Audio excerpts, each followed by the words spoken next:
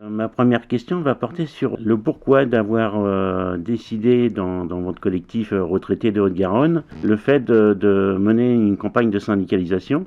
Nous sommes dans une période compliquée pour déployer notre syndicalisme, particulièrement notre syndicalisme CGT, et donc je voulais savoir qu'est-ce qui vous a guidé et orienté pour conduire et décider de cette campagne de syndicalisation.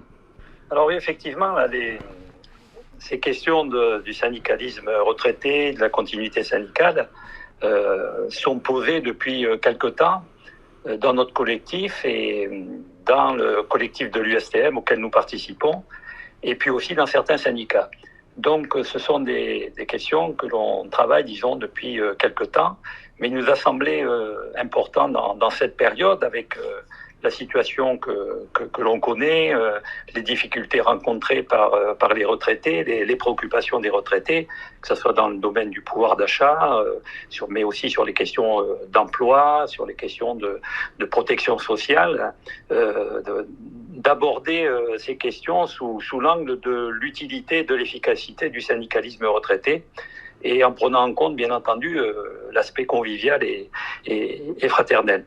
Et on a voulu aussi, dans le collectif, qu'on travaille cette continuité syndicale en amont du départ à la retraite, c'est-à-dire dans l'entreprise, et bien sûr en lien avec les actifs. Et puis la troisième raison, c'était aussi de voir quel rôle peut jouer une section syndicale d'entreprise et quel accueil on a des nouveaux adhérents, en prenant, par exemple, sur notre département, une dimension qui est forte des ingénieurs, cadres et techniciens, mais aussi avec le lien avec l'interprofessionnel et notamment les unions locales et notre USR. Précisément, ça m'amène, ce que tu viens de dire m'amène à ma deuxième question, c'est comment vous avez essayé d'impliquer, j'allais dire, tout le mouvement de la CGT de Haute-Garonne. Tu évoques l'interprofessionnel, évidemment la question du professionnel, et puis aussi chaque syndicat actif, je pense à eux, notamment dans cette période où ils ont énormément de choses, entre guillemets, auxquelles se confronter, notamment autour des questions de restructuration et de casse de l'emploi dans la métallurgie. Voilà, donc comment, encore une fois, dans cette période aussi compliquée syndicalement, cette campagne de syndicalisation a-t-elle été prise en compte ? Alors, nous avons tout d'abord voulu être très concrets sur la démarche de syndicalisation et de continuité syndicale. Et c'est pour ça que nous avons travaillé des outils, et notamment deux adresses. Une en direction des syndiqués qui vont partir à la retraite cette année. Et je pense notamment à tous ces départs anticipés que l'on constate sur notre département, que ce soit à Airbus, par exemple, c'est 1500 départs anticipés à la retraite à Airbus Toulouse, mais c'est aussi tout ce que l'on rencontre dans les entreprises de sous-traitance. Et donc, on voulait avoir une adresse qui s'adresse à eux dans un premier temps, mais aussi qui s'adresse aux sympathisants de la CGT.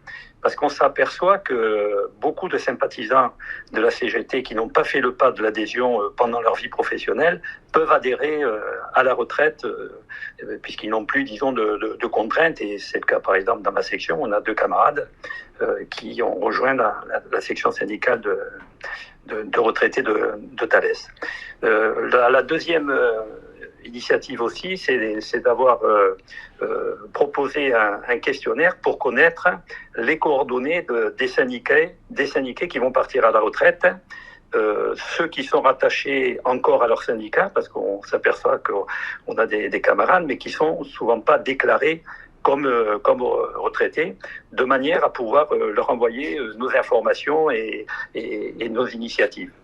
Et ensuite, on a également commencé à prendre des contacts avec 4 unions locales pour rechercher les syndiqués retraités de la métallurgie qui sont un peu isolés dans les sections multiprofessionnelles, et voir également dans les sections syndicales, dans les petites entreprises, ces futurs retraités.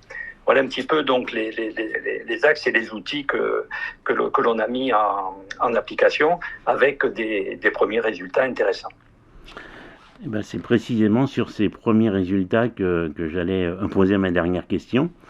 Est-ce que tu peux nous dire, au-delà du chiffre d'adhésion hein, ou de réadhésion, est-ce que tu peux nous dire un peu justement l'importance de l'implication de toutes les structures de la CGT pour cette campagne de syndicalisation? Alors voilà, je vais donner quelques exemples. Au niveau d'Airbus Défense, par exemple, c'est un syndicat retraité, un ancien élu d'ailleurs, un DSC, qui a pris contact avec son syndicat pour recenser les syndiqués retraités qui étaient rattachés encore au syndicat. Et là, on a découvert qu'il y avait 4 syndiqués retraités qui n'étaient pas déclarés au syndicat des retraités. Ce camarade, en même temps, il va participer au congrès de son syndicat au mois de juin et il va présenter, sous la forme d'un PowerPoint, le syndicalisme retraité et la syndicalisation. Et il participe aussi, dans le cadre de son union locale, à animer un petit peu cette activité. L'autre exemple, c'est toujours sur Airbus, mais Toulouse. On prévoit de rencontrer un ancien animateur du STM et délégué syndical central d'Airbus, qui vient de prendre la retraite, pour lui proposer de suivre concrètement dans son syndicat, mais aussi dans les entreprises de sous-traitance, les futurs retraités, syndiqués, sympathisants, etc. Deuxième exemple, c'est dans ma section de retraités de Thales. On a eu 2 rencontres avec les syndicats actifs des différents sites. À Thales Space, par exemple, ce sont 3 continuités syndicales qui sont réalisées et qui vont rejoindre notre section syndicale de Thales. Le trésorier du syndicat des actifs va suivre par logiciel les syndiqués futurs retraités en 2021. Et il est prévu aussi également, dans le cadre d'une rencontre avec la coordination CGT du groupe Thales, d'inviter les retraités et les actifs pour aborder ces questions. Autre exemple sur Thales Avionique.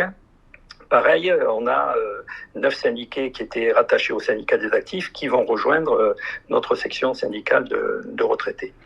Donc, pour prendre cet exemple concret, depuis la création de notre section syndicale de retraités, nous sommes passés de 2 à 25 adhérents avec 17 abonnés à Vie Nouvelle.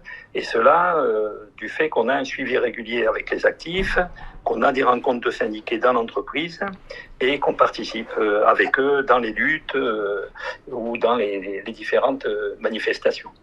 Voilà, il y aurait d'autres exemples aussi à citer, comme dans les garages où on a, avec les copains de Renault et du syndicat des garages, listé un certain nombre d'anciens syndiqués à qui on va s'adresser.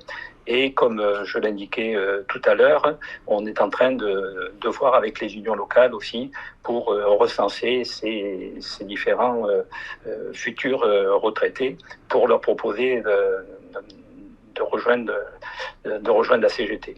Voilà, mais ce que je pense, c'est qu'effectivement, c'est une campagne qui doit se faire sur la durée, avec un suivi, si on veut vraiment engranger des résultats. C'est ce qu'on a commencé à faire, et pour développer le syndicalisme retraité et renforcer la CGT, et bien entendu créer un rapport de force plus important pour gagner sur de nouvelles conquêtes sociales.